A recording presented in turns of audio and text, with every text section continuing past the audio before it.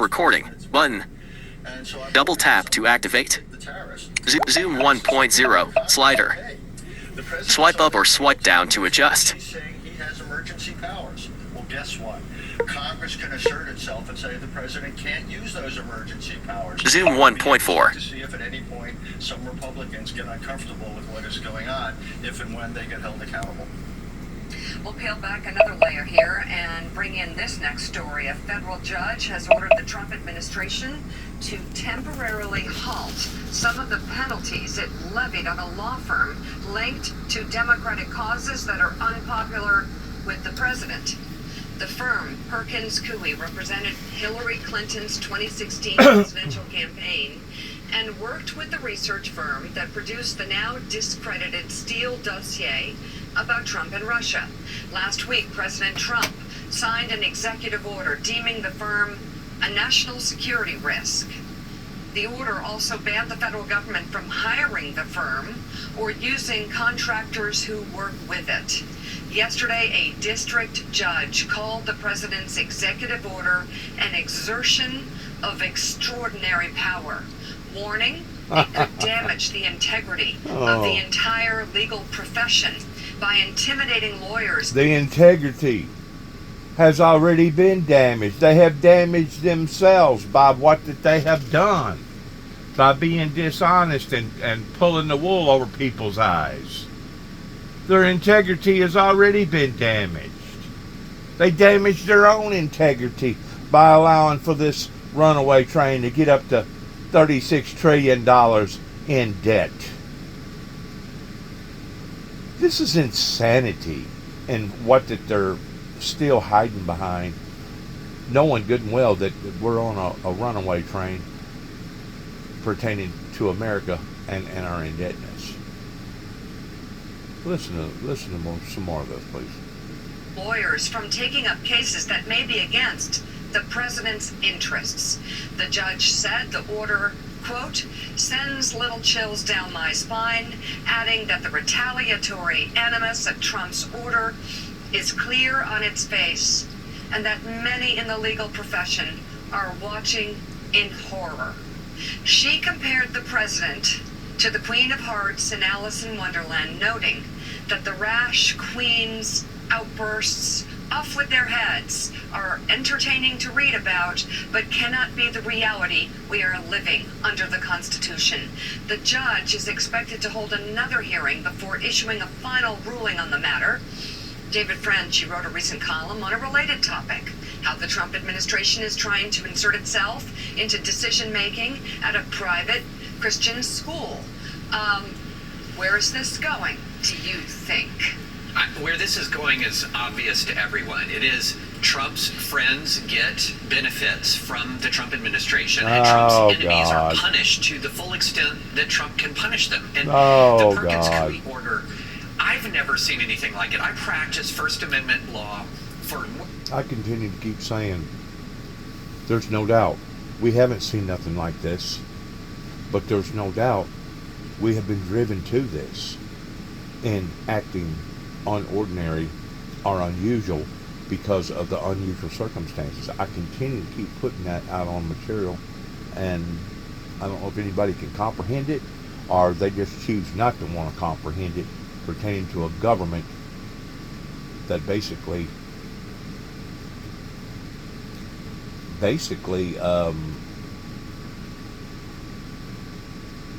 has already declared bankruptcy upon to itself, being that kind of money in debt. We can't even afford to maintain our interest no more.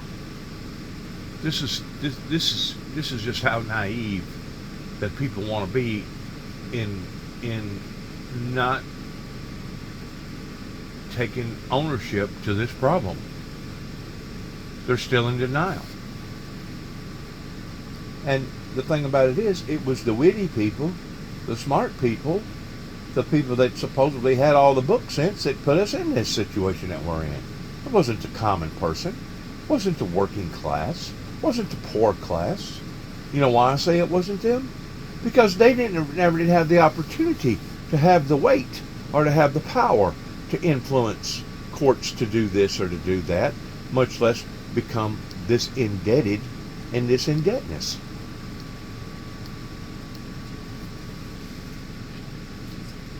Whenever I realized how insensitive and how corrupt that our government is whenever I went through a clash up in Paducah, Kentucky, being gonna be charged for premeditated murder unless I went through these hula hoops that the federal judge wanted me to go through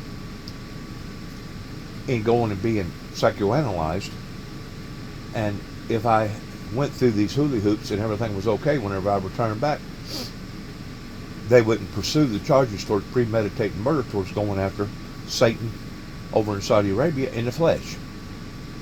Well, whenever I come back, I scored high scores in MCC in downtown Chicago. I scored A in everything. Matter of fact, the judge had to eat his words and apologize to me and commend me in what type of a good job that I had done because of that. Thing about it is, after it was all said and done with, that I had like maybe $700 and something on my commissary account, because I knew that I couldn't put a whole lot of trust in my younger brother in making sure that he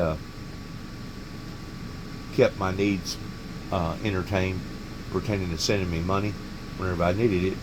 So I actually gave another amount of money to another guy that did accommodate my needs while I was in there. But what I'm getting at, well, that may have been that was on a different event. That was on the Judge Woodall, Katie's event, that Jimmy Norton helped me out on that whenever I gave him some money. But anyways, I had $1,000 originally, or a little more than $1,000 on my account, and I didn't use up but about $300 of it. So when it was all said and done with, the judge looked at me. He said, we still owe you this amount of money, Mr. Jackson. He said, follow that individual right there down, and he'll be sure and take care of you.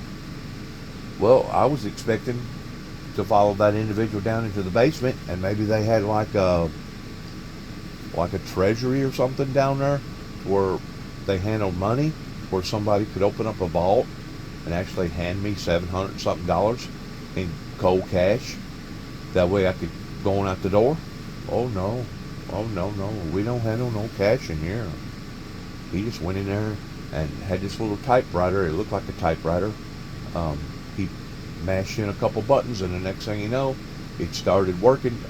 It come alive, and the next thing you know, this thing printed me out a check that was identical to all federal checks. It's got the Statue of Liberty on it, made out of the same paper, same ink, same everything. There's your money, Mr. Jackson. All you gotta do is take it to the bank and cash it.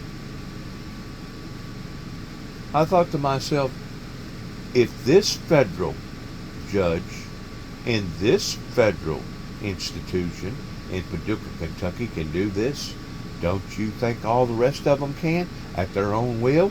That if they feel like that they need 1,000 or 10,000 or 100,000 or even $1 million, all they got to do is print out the money? And I thought to myself, my God, how vulnerable is our system, that knowing people are going to take advantage of this in every form and fashion, to where you got all this unaccountable cash going to all these different people that they shouldn't be going to. Whenever everybody is doing that at the same time, you got a calamity going on. And that's just partial of the reason why that this government is at the brink of collapsing pertaining to its financial status in the world. That's just one of the reasons why. Years, I litigated countless cases, and always when you're litigating a retaliation case, the defendant was saying, the government was saying, no, we're not retaliating, you misunderstand, and we're having to prove retaliation. Here, they just confessed to it in the very order that it initiated sanctions against Perkins Coie. So that's good integrity, right? They're being honest, right? They're just, ain't no need to lie about it. Ain't no need to whistling Dixie about it. Just go ahead and admit what you're involved in doing. At least that's better than being shady. How all these other different agencies work in draining the American people's financial system. Against Perkins Coie. They said right there, we're doing this because of their political activities, because of their First Amendment protected expression. They're taking action against a law firm. It was just plain on the face of the document. So nothing about this order surprises me. And it's going to be the first of many if they keep doing this. What happened at Georgetown Law School? They were saying, we don't want you. A federal prosecutor was saying, you can't teach DEI, whatever that means. Well, I've got news for him. A federal prosecutor does not have jurisdiction over the curriculum of a Catholic school. This is not how that works. And look, if the Biden administration was doing this to a conservative Catholic institution, this would be 24/7 in right-wing media, 24/7, an attack on Christians. Here you have the Trump administration taking on a Christian institution directly, up front, blatantly.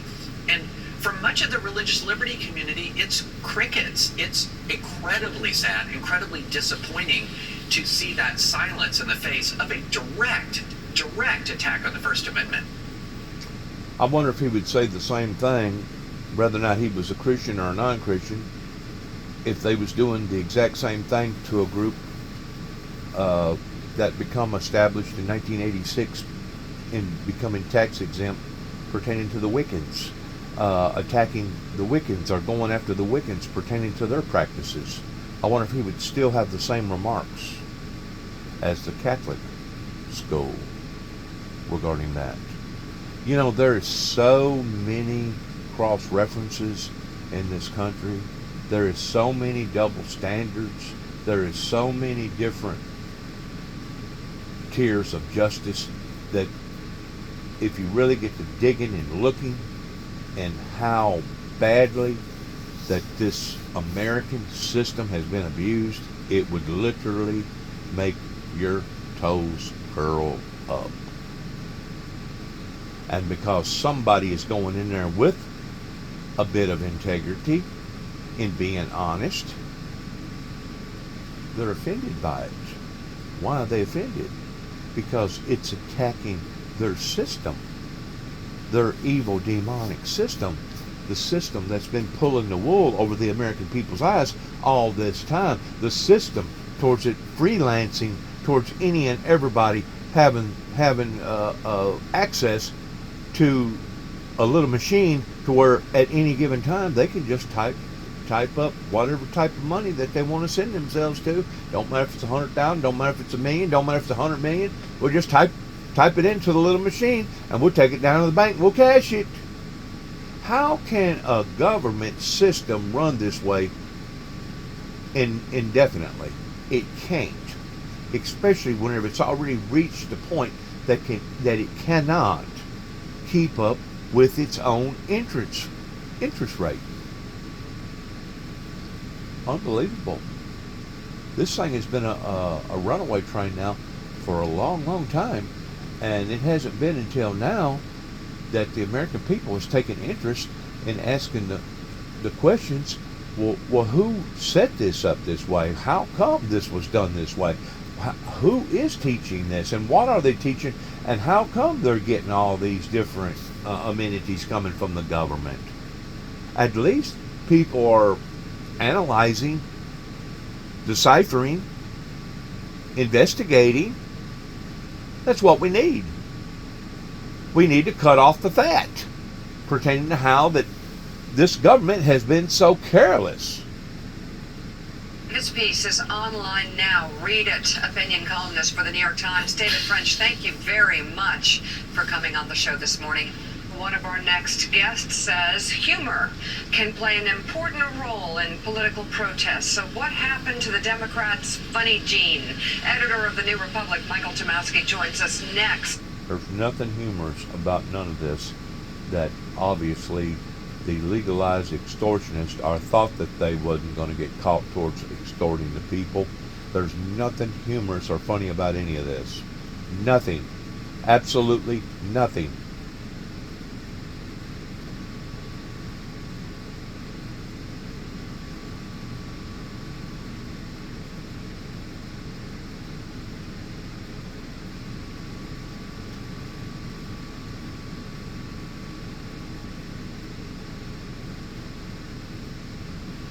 yeah, it's illegal. Sure it is until a court deals with it. In the there's billions of dollars of spending that's going to be stopped in the meantime. Democrats are in this position of voting against it, knowing that the funding will be impounded, but the people will be fired, funding will be stopped, whether they vote for the CR, whether it passes or not. It is a real no-win position for them. And how do you go back and inspire people with a no-win position? The way that Sanders has been doing it has been being incredibly consistent, just explaining the problem and saying people need to resist. He is not at these rallies, in these 50-minute speeches, saying, and here is my plan for winning. It is, and here is my plan for rallying people so that once we get to the ballot box again, the country is so angry at Elon Musk, using the presidency to sell cars and to make himself rich, that they turn out and vote against him. That's not, we're going to do this tomorrow. That is in 21 months we might have a victory. And that's not the most inspiring thing, but yes, it is getting people out there and rallying and active, and Democrats are doing better in special elections, in partly because of that. Those special election wins don't mean Elon has to go. There's nothing they can do to turn the administration around. Dave Weigel, thank you so much. His latest piece is available to read at Semaphore. And Michael Tomasky, thank you as well. His new piece is online right now for the New Republic. Coming up, NBC News medical contributor Dr. Vin Gupta joins us to debunk Robert F. Kennedy's latest fringe theory about the measles outbreak.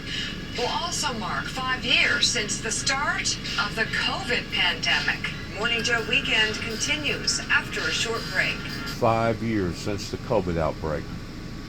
Time does fly, doesn't it? I mean, time flies. Could this be tornado? Hang on a minute. Let's look at this for a second. So to the north, a little bit of rotation being seen out of this storm.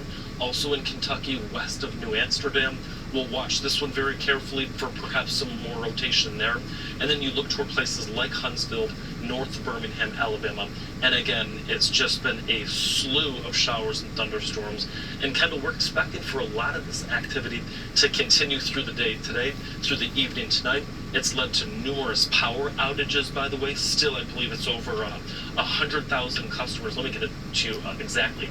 In Missouri right now, we have 153,000 customers that are without power. And who was it that got punished for telling everybody that we was going to have major electrical disturbances pertaining to the weather getting freaky? Who was it that was trying to warn the American people and putting out advisories and warnings that got damaged, shunned, ridiculed, in trying to do the good thing by being the good Samaritan? Dennis Jackson did. The individual sitting in behind the camera right now talking. Power due to the storms. So, Kendall, this is just a message to say, if you are in that risk zone today, have flashlights, have your cell phones charged up, have all of those modes of communication, i.e. your NOAA weather radios as well. Have a plan of action. Have those batteries ready and set to go for the storms expected this afternoon. That's great advice, Michael. And the storm system, it also caused wildfires yesterday, as well as dust storms. Horrific scenes coming out of states like Oklahoma and Texas. And the wildfire conditions, they will continue today after that outbreak that we saw choked the skies over Texas and Oklahoma just yesterday. A high fire danger is expected across portions of the southern high plains today, with a critical risk in portions of Texas, as well as Oklahoma and Kansas, as we have very dry vegetation, low relative humidity values, and extremely strong gusty winds. So make sure you are not doing any sort of outdoor burning. We'll continue to bring you the very latest on this multi-day severe weather outbreak when Weather Command Weekend returns.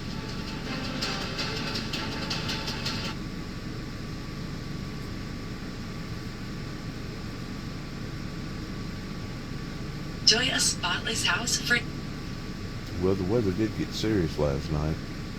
Talk about having any more summits. So that's what COP30 is. Just another elite global climate summit with private jets. This time in Brazil, this time clear-cutting the rainforest to make it happen. And it's so crazy because the indigenous people who lived here actually wanted to use their own land, and they were fighting the environmentalists, right? But now a climate summit is a good reason to start the clear-cutting. Yeah, this goes back decades. Now, before climate change was the issue du jour, and it really didn't become that until the 2000s. In the 80s and 90s, all you had was the rainforest. That was the #1 environmental issue. Yeah. I attended and covered as a journalist Sting's Rainforest concert. I actually interviewed Donald Trump there in 1999. The first time I met Donald Trump was just at the celebrity-driven Rainforest concert, and they had National Geographic. That was all replaced when Al Gore's film came out and the UN. But essentially, this was for decades. We were told no clear cutting. We have to preserve every tree. This is the lungs of the earth. This is important. And then all of a sudden, they're going to clear cut tens of thousands of acres, 4-lane highway, just for a freaking UN summit, which that president of Brazil says we're going to use the summit to showcase how we're preserving the Amazon. How? By clear cutting it for a stupid summit by the United Nations? This is beyond. If they really cared about the rainforest or the climate, they would have a Zoom conference. Yeah, they're probably going to clear cut it for an airport because they're all going to fly their private jets in there too. Yeah. Okay, so here's another thing that these environmentalists are doing. They're all now are these Democrats, and they used to care about the environment and EV cars, which you and I have talked about incessantly as not being that environmentally friendly anyway. But now they want to make a statement about Elon Musk, and they're giving away their EV cars, their Teslas, because they hate Elon. The latest, I guess, is Mark Kelly. I want you to listen. I'll get your reaction on the other side. When I bought this thing, I didn't think it was going to become a political issue. Every time I get in this car, the last 60 days or so, it reminds me of just how much damage Elon Musk and Donald Trump is doing to our country. I don't want to be driving a car built and designed by an Mark, he's getting emotional trauma in his Tesla. Your thoughts? Remember, this was the astronaut who saw climate change from a spaceship, which is, impossible. And he used that to run for office. But Elon Musk is being demonized not just by Senator Kelly, but by Sheryl Crow, the Hollywood celebrities, because A, his stand for free speech, and B, his devotion now to cutting government waste and his affiliation with Donald Trump. Save the planet unless it helps Trump or Elon Musk now. They don't care about that. They've literally turned their advocacy on its head because they don't like someone. This is emotion taking over. And by the way, you're not going to save the planet with Teslas anyway. It takes 500,000 pounds of materials to dig up the earth to make one average-sized Tesla battery. It's just as earth-intensive as fossil fuel gas-powered car. But by their logic, they should still be supporting Tesla. It's actually worse because those EV cars make us dependent on China and have child labor involved as well. Mark Morano, always great to have you on. Thanks so much. All right, millions of fans getting in the Lone Star spirit at the world's largest livestock show and rodeo. Abby Hornacek is in Houston getting in. Was that not some crazy information pertaining to Tesla damage cars? is reported in numerous parts of Missouri. Tornado watches remain in effect for several parts of the state as these storms continue charging eastward.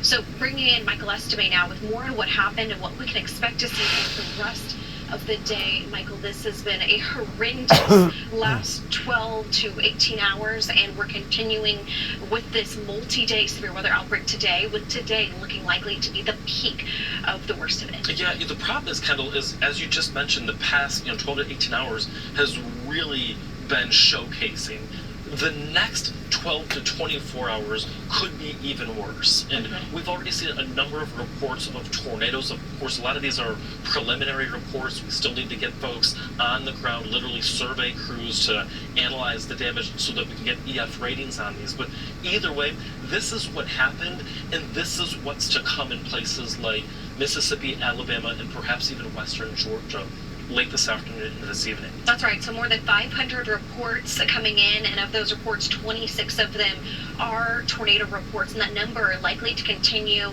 to climb throughout the day today as the storm survey teams from the National Weather Service offices go out and survey the damage. Here's St. Louis, and I want to show you, this is Friday night. Notice all of the reports of tornadoes in and around really the western side of St. Louis. This report coming out of Gray Summit, report of extensive damage from a spotter. This was from that confirmed tornado, and multiple buildings damaged and vehicles damaged on Interstate 44. And of course, Michael, as you can see, another report coming out of Bridgeton. And Bridgeton, that note was at a home was destroyed. So people's lives literally being upended by these storms. And you can see what happened late last night as well. You're looking at places like Belzoni over toward Elliott, where right along I-55, tornadoes reported there, crisscrossing the interstate, trees down, of course, trucks overturned. This has had huge impacts on folks that were out and about last night. Exactly, and there was even a report at one time of twin tornadoes coming out of the state of Arkansas. So just horrific scenes, and all of this occurring during the dark of night when a lot of folks were already in bed trying to get some shut-eye, and of course they weren't able to do so because they were awoken by these devastating storms. Hopefully they were able to get to shelter quickly, because that's why we really stress that folks need to be prepared with that action plan. We're dealing with nearly 400,000 people that are without power. 400,000 people. What did Mr. Jackson almost go to jail for, and losing his life over trying to warn people about these electrical disturbances pertaining to major weather events that was going to occur up in Kentucky? And this was just over one event. There ain't no telling how many people had electrical disturbances during the fires out in California. Ain't no telling how many people has had other electrical disturbances over other major events that's happened all over the country. And I almost go to jail for my life over it? For trying to warn and put out advisories of? That are without power as a result of the severe weather outbreak right now. Missouri topping the list, of course, and then Illinois, Indiana, and Texas. And this is just the beginning. We'll have a surface low developing, and it is going to charge its way across the Gulf Coast, really targeting portions of eastern Texas, northern Louisiana first this morning, and then blasting its way into states like Mississippi, Alabama after that. And this is a rare level 5 out of 5 risk. Michael, what's so shocking is that it has been 13 years since we have had this been issued, at least on day 2. So what we mean by that is one day prior to the event that this has been issued by the Storm Protection Center. Yeah, what's interesting too to note is that we only had this occur where we had a level 5 out of 5 on our severe weather index once last year. So the fact that it's happening right now again this year just kind of speaks to how the serious nature of this. I'm actually very concerned with friends and family in Birmingham. You head west down toward Tuscaloosa, Alabama. This is going to be an area that's exceedingly volatile. You head up toward Coleman, Alabama, and Coleman County. These are areas that have suffered from demonstrative tornadoes in years past, and unfortunately it looks like they're under that gun once again today. Right, all the severe weather ingredients, those parameters are in place to make for a violent tornado outbreak, as you can see indicated by that tornado potential. Absolutely, and please make sure to stay with us right here on Weather Command Weekend. We'll be tracking these destructive tornadoes throughout the day today, bringing you all of the updates through the morning as you look at what happened in Odessa, Texas yesterday on Friday. We're back after this.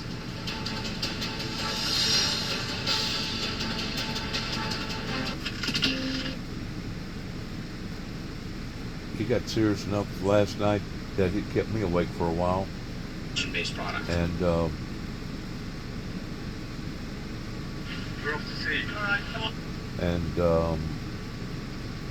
on for a second, let me find the right channel here.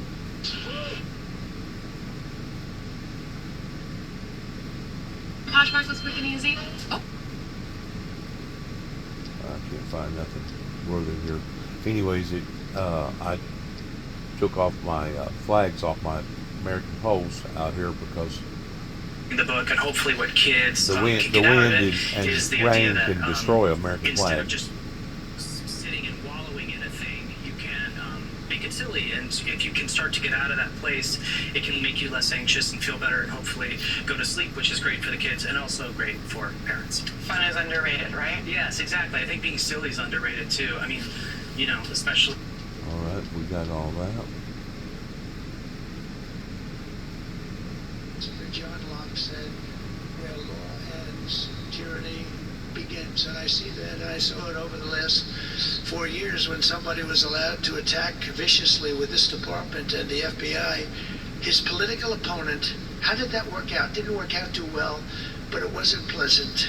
It wasn't pleasant. I was attacked by a political opponent, and probably it helped that I was attacked more than anybody in the history of our country. Alphonse Capone, the great Alphonse Capone, legendary Scarface, was attacked only a tiny fraction of what Trump was attacked. And maybe it worked out well, I don't know. If I had to give it up, I probably wouldn't, but only because I've gone through it.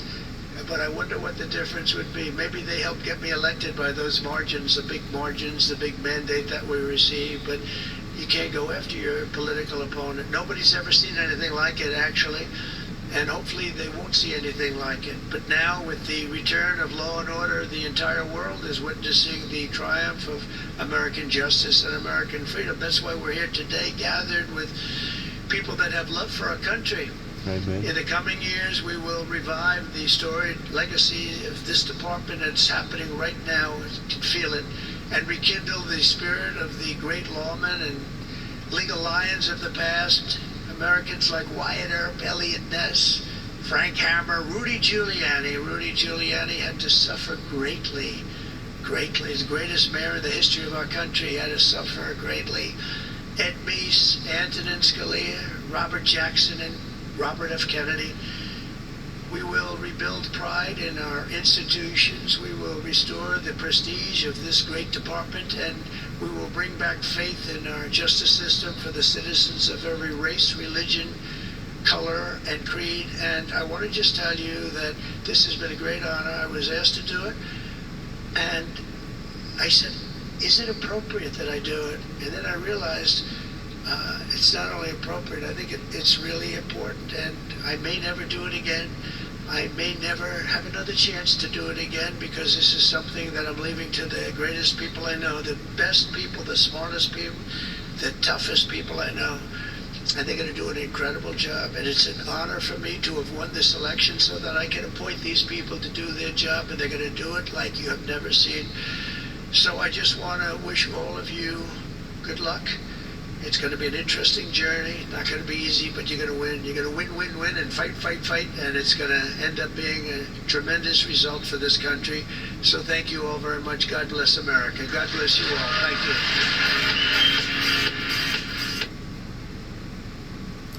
All right. Relationship like that is to establish a trust and confidence in each other early on in the relationship. I think the way to do that is to look at things that are mutually beneficial to both the United States and Mexico, and at least initially focus your energy on those things. I think in terms of U.S. businesses and property seizures of U.S. foreign investments in Mexico is a signal to the world that frightens other potential investors. And I think by engaging and having a dialogue about how this might affect your future and how your economy could move forward or could move backward purely based on foreign investment in Mexico. They're right now, I believe, if they're not number one, they're close to being our number one foreign investment location too.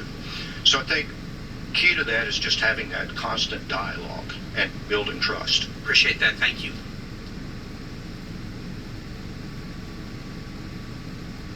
In recent months, you have been able to see the 100 nativity scenes that were installed at Christmas in St. Peter's, or artworks such as the painting of the White Crucifixion by Marc Chagall. All of this is part of the cultural events taking place for Rome's Jubilee year, and there are still many more to discover. In fact, from March 7th until July 6th, there will be a major exhibition at Palazzo Barberini dedicated to Caravaggio. Among the outstanding pieces will be exhibited a key work of art, the Martyrdom of Saint Ursula, the last painting by the master. The Jubilee has been organizing cultural events for some time. It all started in 2023 when Rome hosted an exhibition on El Greco in the Church of St. Agnes, located in Piazza Navona. It included paintings such as Christ, Embrace the Cross, the Holy Family, or the Baptism. This was one of the first cultural events that gave rise to the Jubilee of Hope 2025. Well into 2024, Salvador Dali's Christ arrived in Rome. This work of art was exhibited for the first time next to an object that was precisely the one that inspired the artist. L'idea di questo Cristo nacque. The idea for this Christ was born in him after a visit to Avila at the end of December 1948, when, on entering the monastery of the Incarnation, the Carmelite nuns showed him the small drawing made in their own handwriting by the Carmelite Juan de la Cruz around 1572, after a mystical vision that the man in ecstasy had received from God. Shortly before the opening of the Jubilee, still in November, the Dicastery for Evangelization promoted the exhibition of Marc Chagall's masterpiece, White Crucifixion. The work showed a strong message for defense of human dignity and dialogue between cultures, one of the work's dearest to Pope Francis. During the Christmas season, it is very common to see an exhibition on the left side of the columns in St. Peter's Square. This is all about commercializing stuff. I was listening to it and I thought, well, maybe this is going to be a good thing. Maybe they're doing this in glory and honor of the Heavenly Father pertaining to the Son. But this is all about marketing. This is all about tourism. Square of small nativity scenes from all over the world. This year, on the occasion of the Jubilee, there were many special ones.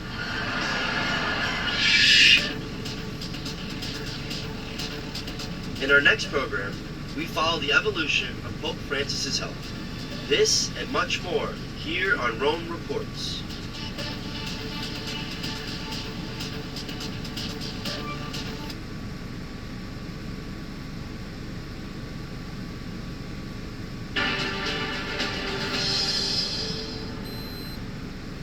I have great respect, by the way, for what Schumer did today. He went out and he said that we're going to have to vote with the Republicans because it's the right thing to do. I couldn't believe what I heard. But, you know, I think he's going to get some credit for it. The CR bill is a bad bill. But as bad as the CR is, I believe that allowing Donald Trump to take even more power via a government shutdown is a far worse option. You condemn Hamas. I don't get it because you use the Hannibal Directive. You use the Hannibal Directive. You don't condemn Hamas for killing innocent babies? Israel killed the babies. 40 beheaded babies was a lie. Raping was a lie. That was a charming man I met yesterday outside Columbia University. I heard your lovely voice in an interview. Yes. He was causing quite a scene around that place as well, too. Harassing every reporter, harassing the only individual who was there with an Israeli/American flag. Swore at me in Arabic, didn't realize I could understand him, but that didn't I'm glad you were there to capture all of that. I thought there's plenty more where that came viewers. Plenty more where that came from. Bet. Good morning, everybody, and welcome to Wake Up America Weekend. I'm Sarah Williamson. And I'm Tom Borelli in for Michael Grimm. Thank you for spending some of your morning with us. It's Saturday, March 15th, the Ides of March. Watch your back. Here's a look at some of the stories we're following just for you today. Congress averting a government shutdown Friday night after Senator Chuck Schumer broke ranks to vote for the spending bill, raising the ire of Congresswoman Alexandra Ocasio-Cortez in particular. We'll break that all down in just a moment. Plus, fresh accusations claiming the Biden administration was cooking the books when it came to immigration numbers. And we thought the biggest problem under Biden was the border czar who didn't want to go to the border. And Hamas claiming it wants to release its American-Israeli hostage, Idan Alexander, but the White House and Israel don't think they can take the terror group's claims seriously. What will that all mean for any kind of ceasefire deal moving forward? But first, I have great respect, by the way, for what Schumer did today. He went out and he said that we're going to have to vote with the Republicans because it's the right thing to do. I couldn't believe what I heard. But, you know, I think he's going to get some credit for it. You got to give credit where credit is due. Exactly. Absolutely. Now, the shutdown has been averted by Senate Minority Leader Chuck Schumer, as we just heard from, and a handful of other Democrats who voted with Republicans to pass the 6-month continuation of the resolution to fund the government. Now, this just days after Schumer said that Republicans did not have the votes in the Senate to get it passed. Joining us now is former Trump spokesperson Liz Harrington and host of Hurley in the Morning on WP. So they kick the can down the road for another 6 months up until September.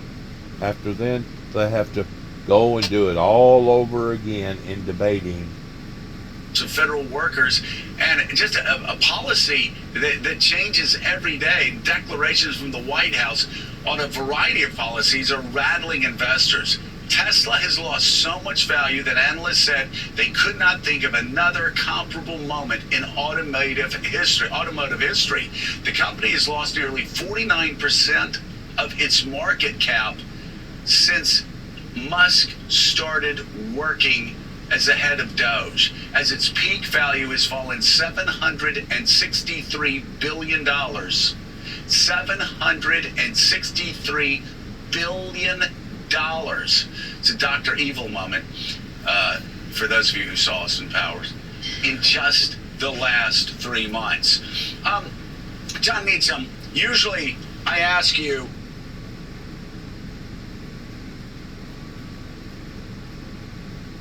or EF5 tornadoes. Those account for less than 1% of tornadoes that we get in the country, but account for 66% of the fatalities. So please take this seriously as we go through the afternoon. We've already seen the second New atlas, new map shows Antarctica without its ice. is going to continue to shift eastward as we go through the afternoon hours, and the more that heating of the day will help develop even more thunderstorms a little bit farther to the east. So states like Tennessee, you're seeing it now, but you're going to get that second round later this afternoon. Louisiana, Mississippi, Alabama, all of these areas expected to be impacted by that second round later today. Then by tonight, you start to see a transition into East Tennessee, portions of eastern Alabama, and even into Georgia, and then gradually continuing to make its way eastward. A lot of cities, Knoxville, including Atlanta, your peak time is overnight tonight when people are sleeping. So please, please, please make sure you have a way to get those emergency alerts on your phone to wake you up. All right, Allison, we'll check back with you in a few minutes. Thanks so much.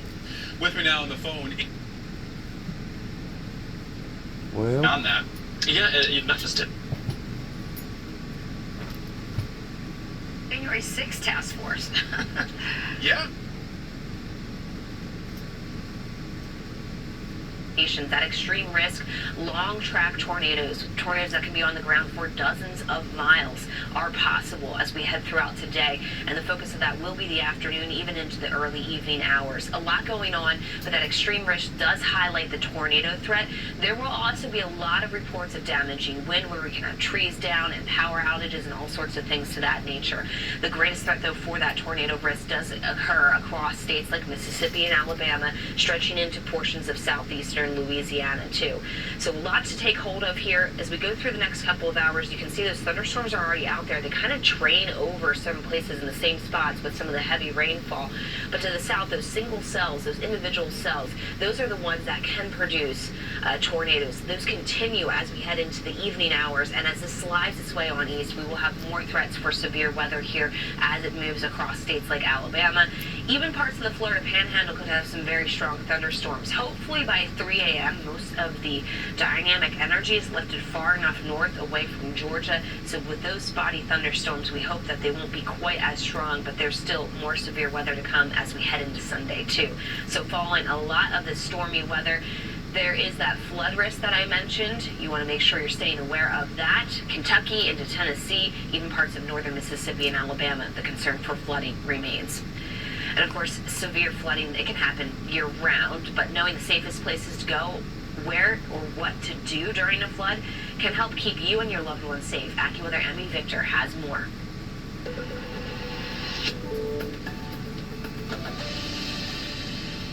Flooding is the #1 cause of weather-related fatalities in the U.S.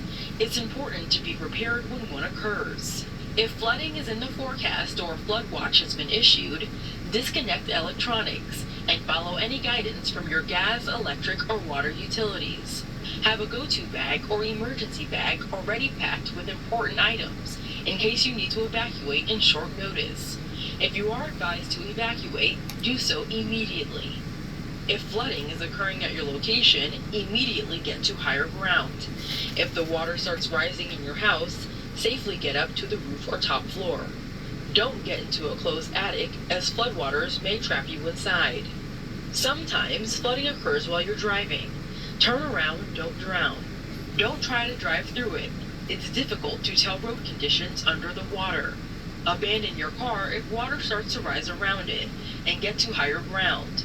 Cars can get stuck, flipped, or washed away, trapping occupants and potentially leading to fatalities, leaving you to drown inside. Don't swim or walk through moving water. 6 inches of moving water is enough to knock you down. Flood water can often be contaminated, so disinfect yourself if contact is avoidable. For more safety and preparedness tips and tools, visit AccuWeather.com/ready. All great tips there as we continue to follow this stormy pattern here. For Chicago, it's not going to be flooding, but we will get a little bit of rain. Temperatures in the mid-50s now.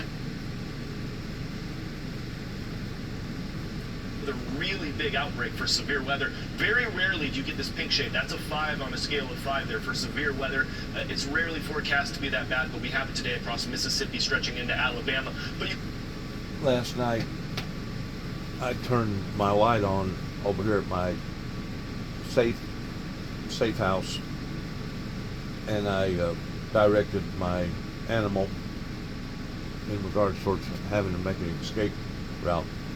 Fortunately, northern Northwest Tennessee was spared. I think it did get as close as parts of Kentucky, and just across the Mississippi River, probably within 75 to 100 miles of us, pertaining to the outbreak of the tornadoes. Fortunately, last night we escaped the bullet, and basically it either was all west of us or northwest of us. But whenever these outbreaks occur, it can be devastating. I mean, absolutely devastating. Thank you for listening. Good luck to all of us. God bless America. God bless our endeavors. And all this stuff that you heard that's basically counterproductive whenever it comes to 1 minute they're for environmental changes, the next minute they're not, like down in South America pertaining to the rainforest. It just goes to show you how mixed up that these Homo sapiens down here are, just as the book of Daniel talks about, that they will be as a drunkard, going back and forth in not knowing what to do or how much to do or when to do. That's the area that we're in right now, is the time of drunkenness on the planet. And I just pray that somehow or another that God will bring stability to our great nation through the Holy Spirit. Thanks again. Heaven help us all. God bless. Shalom. Stop recording button. Double tap to activate.